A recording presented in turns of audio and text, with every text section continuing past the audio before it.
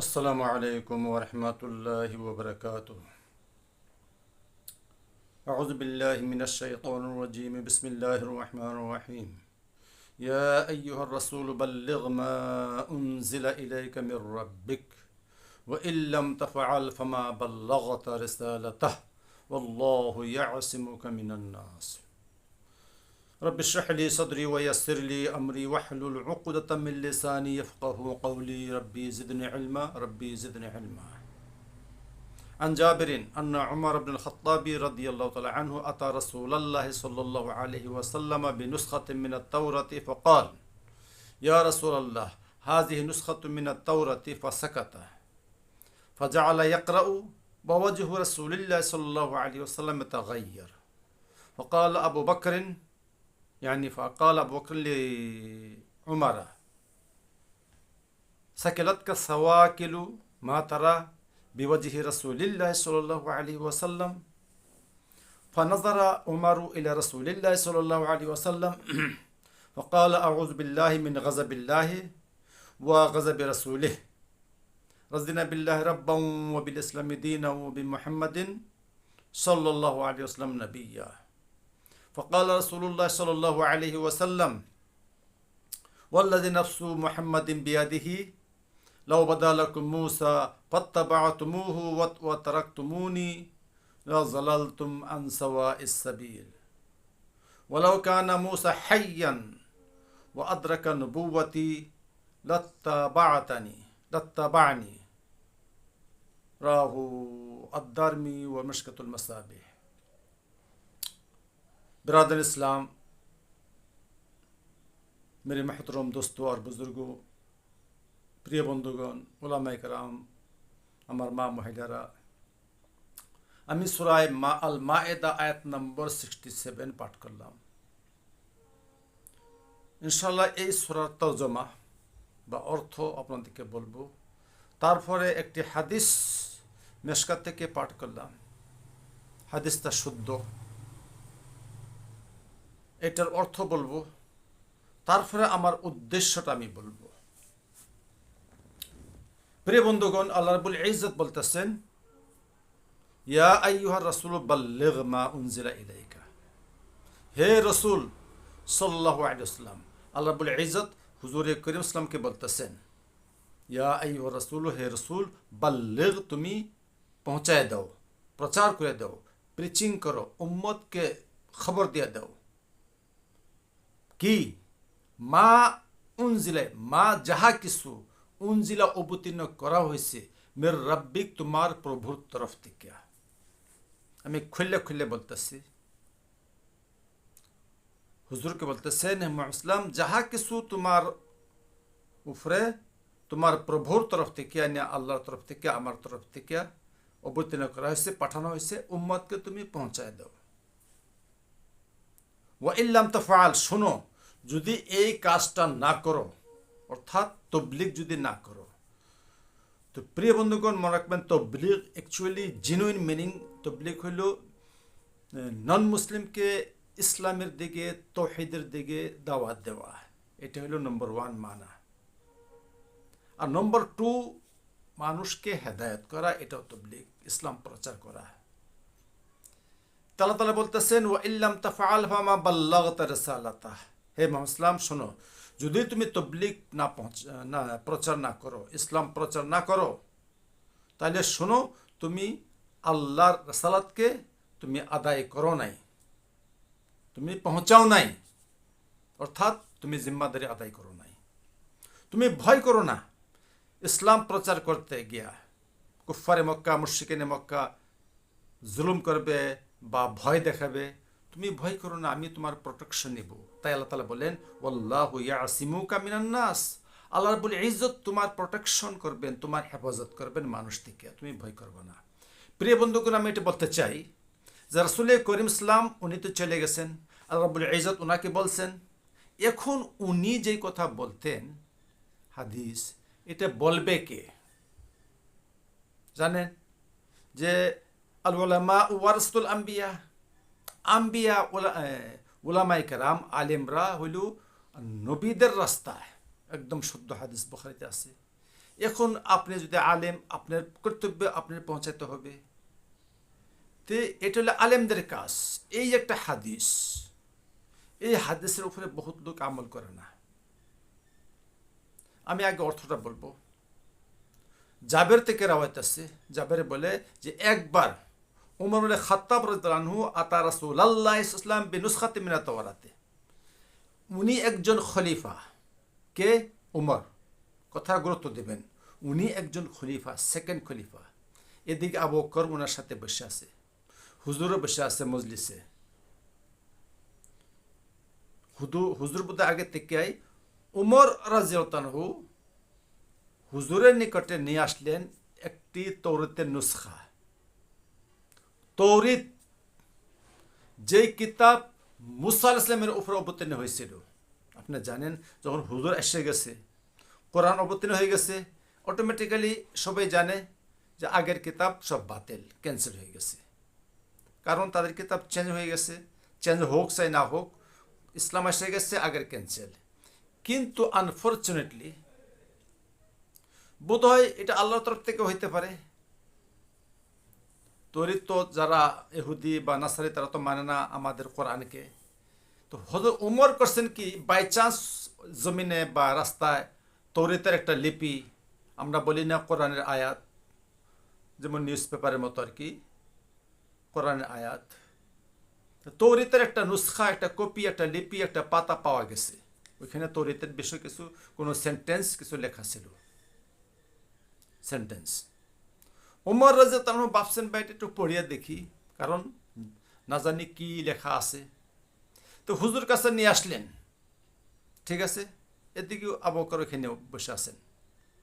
তো ওই হুজুরের সামনে আয়েশা উমরে বলে কি, ইয়া রাসূলুল্লাহ হাজি নুসখাতু মিনাত তাওরা, আমি একটা কপি পাইছি, তৌরিতের একটা কপি বা একটা কি কয় piece of paper, piece of paper, এখানে তৌরিতের বেশি কিছু লেখা আছে, তে আমি পড়তে চাই। উমরে বলে ফাসাকাতা, হুজুর ইসলাম উনি চুপ থাকলেন। ঠিক আছে, শুনেন। ফাজালা ইয়াকরাহু, মাশাআল্লাহ, হযরত উমর পড়া আরম্ভ করলো। হযরত উমর লাহে লাহে, কারণ নতুন জিনিস, সে ভাবছে না জানি কি লেখা আছে। সে এই তৌরিতের একটা আয়াত বা কোরআনকে, তো কোরআনের সেন্টেন্সকে আমরা আয়াত বলি, কিন্তু তৌরিতের এটা আয়াত বা লিপি বলেন, সেন্টেন্স পড়া আরম্ভ করলো। ওয়া ওয়াজহু রাসূল ইসলাম তাগায়্যার, এদিকে হুজুরে করিম ইসলামের মুখমণ্ডলী রাগে গুসা একদম লাল হইতেছে চেহারা। কিছু উনি বলতেছেন না, বলবেন কেন, উনার চেহারা চেঞ্জ হইতেছে কেন? কারণ হুজুর এসে গেছেন, কোরআন অবতীর্ণ হয়ে গেছে, তৌরিত অলরেডি ক্যান্সেল। কিন্তু উমর রাদিয়াল্লাহু তাআলা উনি অত ভাবেন নাই, উনি অত গুরুত্ব দেন নাই। ভাবছে যে একটা তৌরিতের একটা পেপার পাইছি, পড়ি হুজুরের সামনে দেখি, জাস্ট টু পাস টাইম, এমনি। ফকালা আবু বকর, এইদিকে যখন হুজুর গুসা হইতেছেন, উমর পড়তাছে, আবু বকর বলতেছেন, আবু বকর গম পাইলেন যে হুজুর রাগ হইতেছেন, গুসা হইতেছেন। আবু বকর গম পাইলেন, বুঝে ফেললেন, হি রিয়ালাইজড।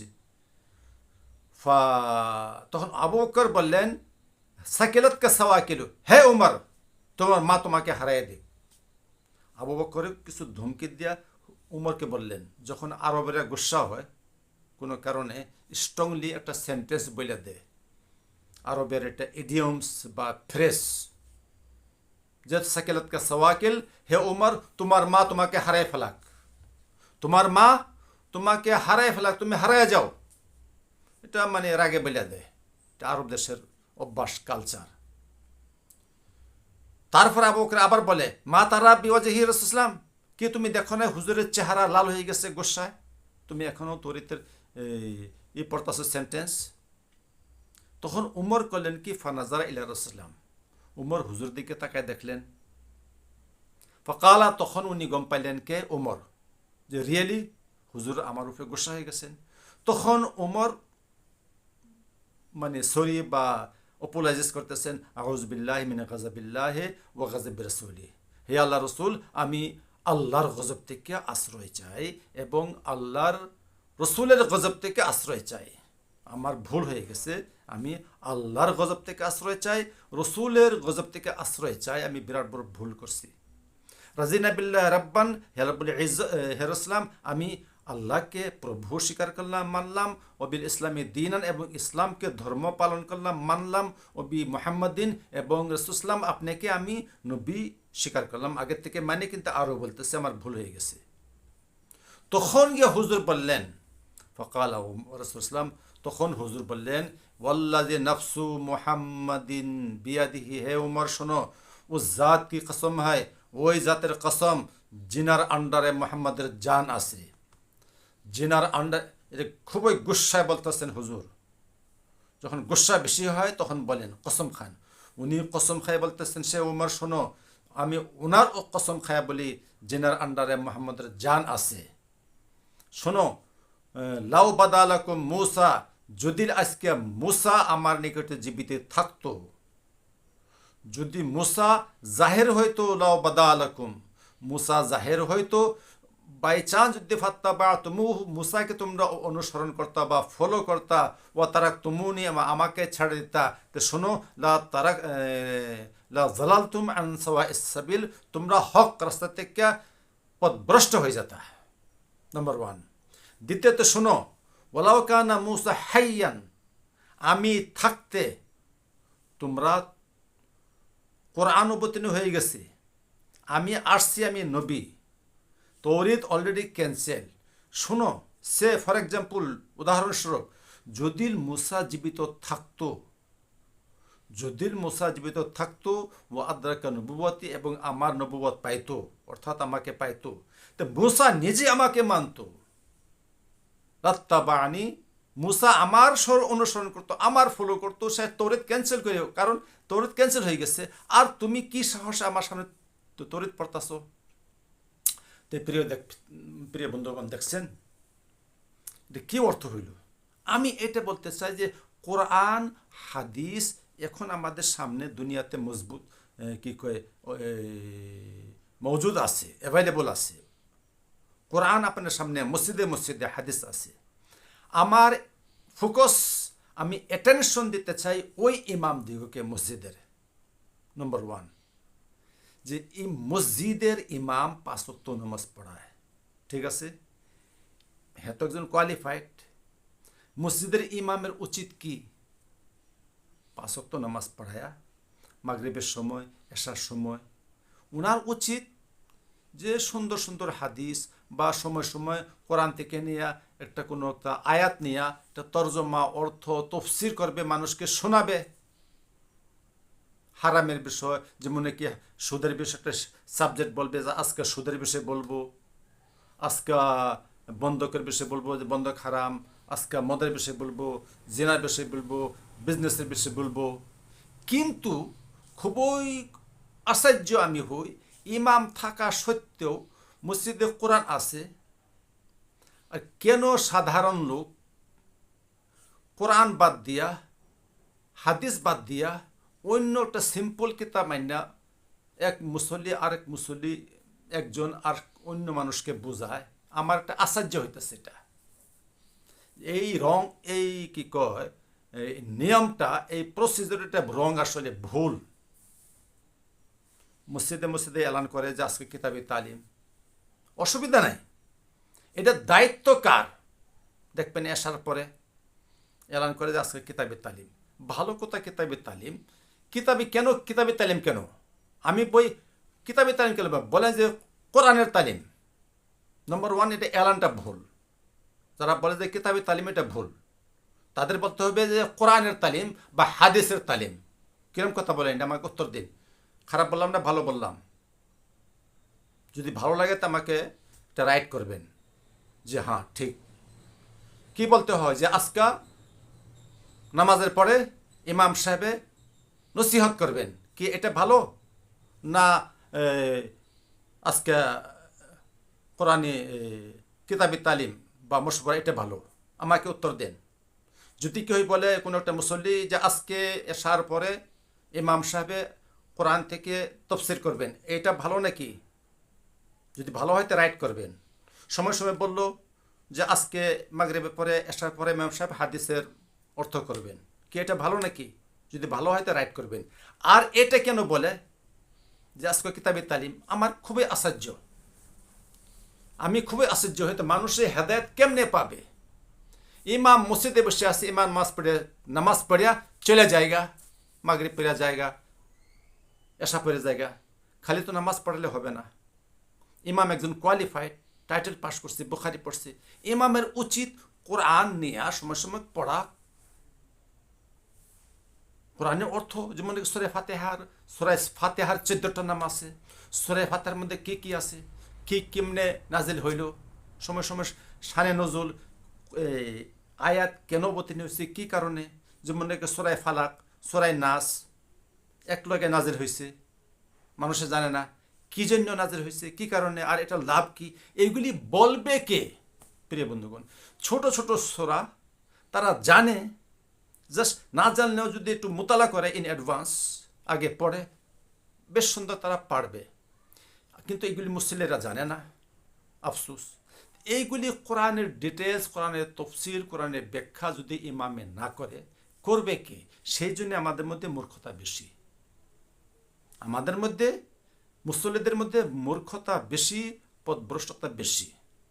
আমি কাজে স্পেশালি ইমামদের তো হাদিস দ্বারা কি বোঝা গেল? আমি যে হাদিসটা পড়লাম, রাসূল করিম ইসলাম বলতেছেন, ওমর, ইসলাম এসে গেছে, কোরআন অবতীর্ণ, আমি এখনো জীবিত আছি, তুমি আমার সামনে কি সাহসে তরিতটা তুমি পড়তেছো, যেটা ক্যান্সেল হয়ে গেছে।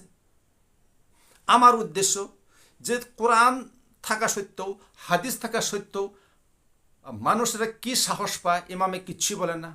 বোঝা হইল কি? আমল নাই, আমল নাই, আমল নাই। সেজন্য রাসূল বলছেন, মুসলিম শরীফে আছে, তারাকতু ফিকুম আমরাইনি লান তাজিল্লু মা তামাসসাকতুম বিহিমা কিতাবাল্লাহি ওয়া সুন্নাতি রাসূলি।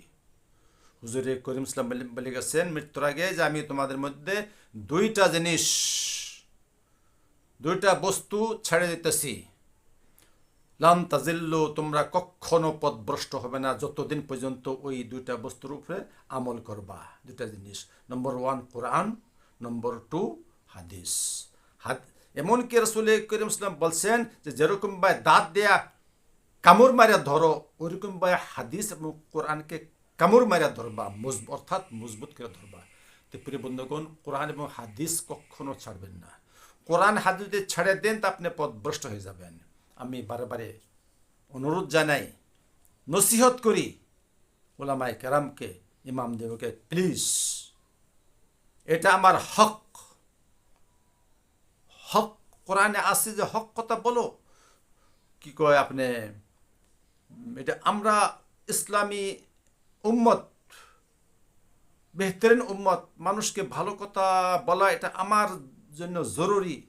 সূরা আল ইমরান আয়াত নম্বর 110 বলতেছেন, কুনতুম খায়রা উম্মাতিন উখরিজাত লিন-নাস তা'মুরুনা বিল মা'রুফ ওয়া তানহাউনা আনিল মুনকার। তোমরা হইল বেস্ট উম্মত, সবার থেকে ভালো লোক। কেন আমাদের নাম রাখা হয়েছে?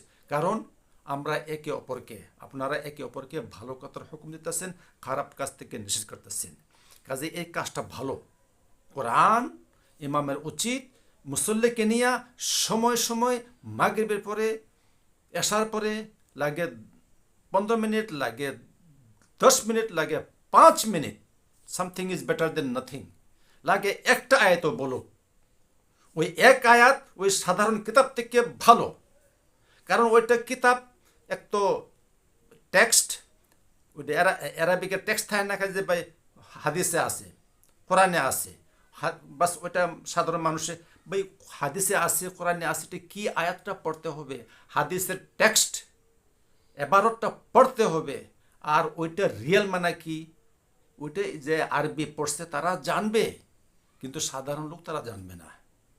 ওইটা একটা ট্রান্সলেটেড বাংলাতে বা আসামিসে আছে, কিন্তু জেনুইন টেক্সট আরবি তো এখানে নাই। থাকলেও কিন্তু তারা তো আসলে তারা তো ওইটাই বলবে যে নাকি তর্জমা, কিছু আরবি যেটা রিয়েল মানে কি কয় ফেস টু মানে প্রত্যেকটা শব্দ ইমামে বুঝাইতে পারবে ইমাম যদি মোতালা করে, কিন্তু তাদের অবহেলা, কমিটির অবহেলা। যা হোক প্রিয় বন্ধুগণ, আমার এটাই নসিহত ইমামদের জন্য, আপনারা কোরআন মোতালা করেন, হাদিস মোতালা করেন, মুয়াজ্জিনকে বলেন যাতে মুয়াজ্জিন এলান করে। ইমামের উচিত মুয়াজ্জিনকে বলবো যে মুয়াজ্জিন বলবে যে আজকে মাগরিবের পরে এশার পরে ইমাম সাহেব কোরআনের তাফসীর করবেন 5 মিনিট, বা হাদিসের দর্শ দেবেন 5 মিনিট। এটা হইল উচিত। প্রিয় বন্ধুগণ, যদি এটা ভালো লাগে আমাকে রাইট করবেন কি ভালো, কাজটা ভালো কিনা। আর এগুলি আজে বাজে কিতাব ভালো না। এটা ইসলাম কি এটা মানে সুন্দর কাজ না। আমি বলি না হারাম, কিন্তু এটা সুন্দর কাজ না, ভালো কাম না, এটা কোনো নেককার কাম না। নেককার কাম হইল কোরআন সামনে নিয়ে পড়তে হবে, হাদিস বুখারি আনেন সামনে, বা মুসলিম বা মেশকাত, আরব দেশে ওমানে, আবু দাবুদ, দুবাই, শারজা দেখে ওইখানে রিয়াজুস সালিহিন ইমাম সাহেব পড়ে, রিয়াজুস সালিহিন হাদিসে আসরের বাদে ওইখানে পড়ে 10 মিনিট। কিন্তু সাধারণ কিতাব আপনি আনবেন না। মানুষের দেখবে যে হ্যাঁ হুজুরে হাদিস নিয়ে আসছে, মুসলিমের ভাববে আরে হ্যাঁ হুজুরে আজকে কোরআন নিয়ে আসছে, তাহলে আপনার একটা দাম হবে, ইমাম আপনার একটা মূল্য, আপনার রেসপেক্ট, আপনার সম্মান বেড়ে যাবে আপনার, যে আপনি রিয়েলি আপনি আলেম। আপনি থাকা সত্ত্বেও মানুষে আজে বাজে কিতাব নিয়ে পড়ে, এটা আপনার একটা সম্মান কমতেছে। যা হোক, আল্লাহ রাব্বুল ইজ্জত আমাদেরকে কোরআন এবং হাদিসের উপরে আমল করার জন্য তৌফিক আতা ফরমাক। ওয়া আখিরু দাওয়ানা আনিল হামদুলিল্লাহি রাব্বিল আলামিন। আসসালামু আলাইকুম ওয়া রাহমাতুল্লাহি ওয়া বারাকাতুহু।